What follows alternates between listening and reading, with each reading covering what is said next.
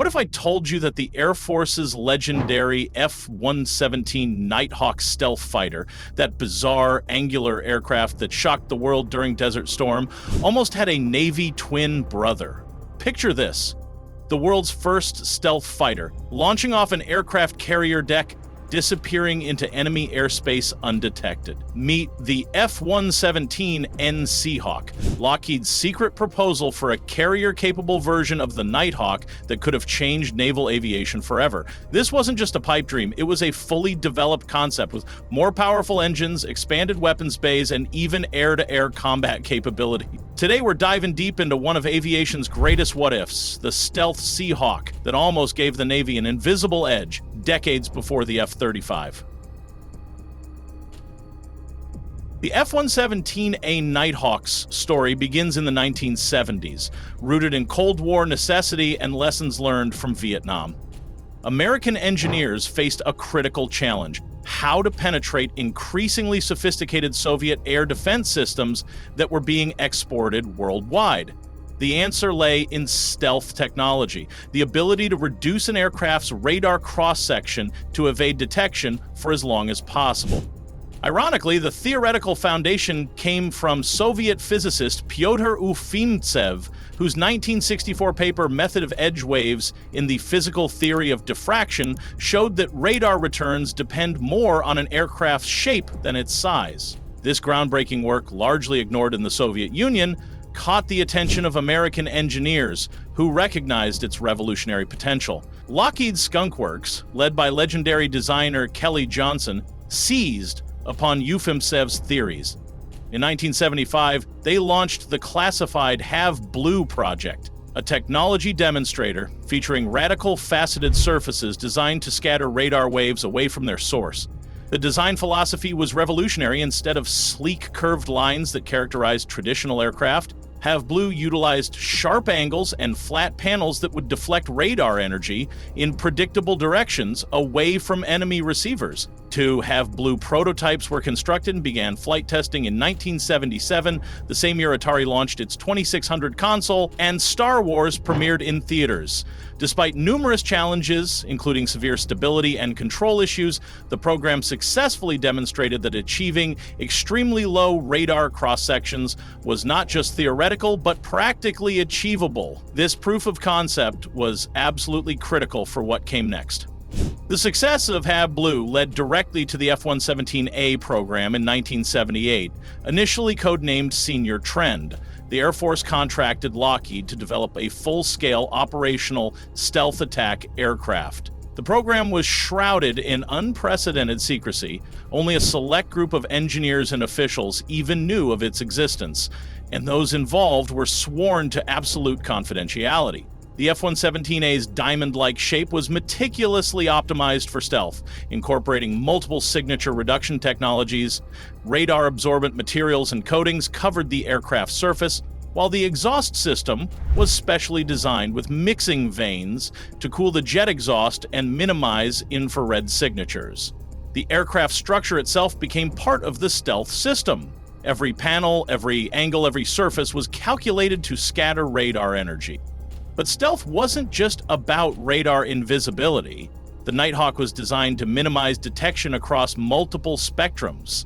For audio signature reduction, the aircraft deliberately used non-afterburning engines and was restricted to subsonic speeds to avoid the telltale sonic boom that would announce its presence. The engines themselves were modified General Electric F-404s, chosen for their reliability and relatively quiet operation. Visual detection was minimized through operational doctrine. The aircraft was painted in dark colors and intended to operate exclusively at night over enemy territory, earning its Nighthawk nickname. Even its angular surfaces helped break up its visual signature against the night sky. Getting this unconventional aircraft to fly safely required pioneering fly-by-wire technology that was cutting edge for its time. The faceted design that made it stealthy also made it aerodynamically unstable. Without computer assistance, the aircraft would be uncontrollable. The digital flight control system had to make constant micro-adjustments to keep the aircraft stable, essentially flying the plane while the pilot provided directional inputs. Another significant challenge was packaging all the advanced avionics and sensors into the compact airframe. Remember, this was late 1970s and early 1980s electronics, much bulkier than today's systems. The F-117A required sophisticated navigation and targeting systems that would allow pilots to navigate to their targets and strike with pinpoint accuracy, all while maintaining stealth protocols. The first F-117A prototype took to the skies on June 18th, 1981, beginning an extensive test program. By 1983, after rigorous evaluation, the aircraft was declared operational, and the first production aircraft were delivered to the 4,450th Tactical Group at Tonopah Test Range in Nevada. The operational deployment remained highly classified. Aircraft flew only at night, pilots and ground crews were sworn to secrecy, and the very existence of the F-117A wasn't officially acknowledged until 1988, 7 years after it first flew. The F-117A's combat debut came during the 1989 Panama invasion, but the Gulf War in 1991 truly showcased its capabilities. Flying 1,300 sorties against 1,600 high-value targets, the Nighthawk demonstrated unprecedented precision while navigating Iraq's sophisticated air defense network. This success validated stealth technology and reshaped global air combat doctrine. By the 1990s, with the Cold War ending and defense budgets shrinking, Lockheed proposed an ambitious solution: the F-117N Seahawk, a carrier-based version of their successful stealth fighter. Rather than developing an entirely new aircraft, adapting the proven Nighthawk design seemed financially sensible during the peace dividend era. The Seahawk represented a radical departure from its Air Force cousin. Instead of the Nighthawk's single delta wing, the Naval variant featured conventional wings with flaps, ailerons, and horizontal stabilizers, essential for carrier operations. The distinctive V-tail was retained for stealth characteristics. The F-117N represented far more than a simple naval adaptation. It was a comprehensive reimagining of stealth technology for carrier operations. The most immediately obvious changes were aerodynamic. While the original Nighthawk featured a single delta wing configuration that prioritized stealth over handling, the Seahawk adopted conventional wing design with distinct main wings, flaps, ailerons, and horizontal stabilizers. This wasn't just about carrier compatibility, it was about creating a more versatile combat aircraft. The wing design incorporated sophisticated flaperon technology, where the control surfaces could function as both flaps for low-speed handling and ailerons for roll control. This dual-purpose design was essential for the demanding flight envelope of carrier operations, where aircraft must transition from high-speed combat flight to the precise, slow-speed approaches required for carrier landings. The F-117N's power plant represented a significant upgrade. Twin General Electric F-414 engines, the same power plants that drive today's FA-18EF Super Hornet, would provide 44,000 pounds of thrust, nearly double the power of the original F-117A's modified F-404 engines. This wasn't just about raw power. It was about operational flexibility. The additional thrust would enable catapult launches from carrier decks, something impossible with the original aircraft's limited power. Interestingly, this created an operational paradox. While the F-117N would require afterburners for carrier takeoffs, compromising stealth during launch, pilots would likely shut down the afterburners once airborne and approaching enemy territory. This represented a tactical trade-off, accepting temporary signature exposure during launch for the strategic advantage of carrier-based stealth operations. The weapons bay expansion was perhaps the most strategically significant enhancement, increasing payload capacity to 10,000 pounds, more than double the original F-117A's capacity, opened up entirely new mission profiles. The enlarged bay could accommodate multiple precision-guided munitions, potentially submarine-launched cruise missiles adapted for air launch, and, most intriguingly, air-to-air missiles. This last capability represented a fundamental shift in the Nighthawk concept. The original F-117A, despite its F-fighter designation, was purely an attack aircraft with no air-to-air capability. The F-117N would carry AIM-120 AMRAAM missiles, transforming it from a specialized bomber into a true multi-role stealth fighter. External hardpoints would provide additional weapons options for missions where stealth wasn't paramount, giving the aircraft unprecedented versatility. The carrier modifications extended far beyond engines and weapons. The entire airframe would require strengthening to withstand the tremendous stresses of catapult launches and arrested landings. Carrier aircraft experienced forces during trapped landings that would destroy conventional aircraft. The F-117N's structure would need complete redesign to handle these loads while maintaining stealth characteristics. Corrosion resistance was another critical factor, often overlooked in stealth aircraft design. The saltwater environment of carrier operations is incredibly harsh on aircraft materials and coatings. The F-117's radar-absorbent materials and specialized coatings would need to be reformulated to withstand constant exposure to salt spray and humidity while maintaining their stealth properties, a significant engineering challenge. The aircraft's low-speed handling characteristics would require extensive modification. The original F-117A's approach speed was relatively high, acceptable for long runways, but potentially dangerous for carrier operations.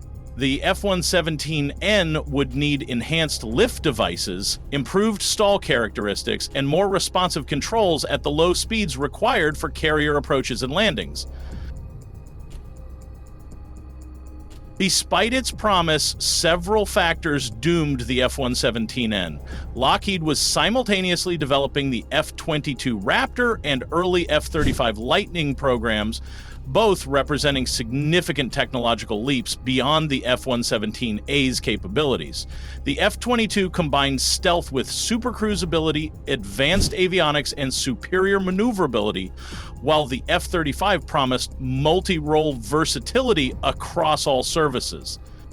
The F-35 program was particularly relevant, including a carrier-based F-35C variant specifically designed for naval operations.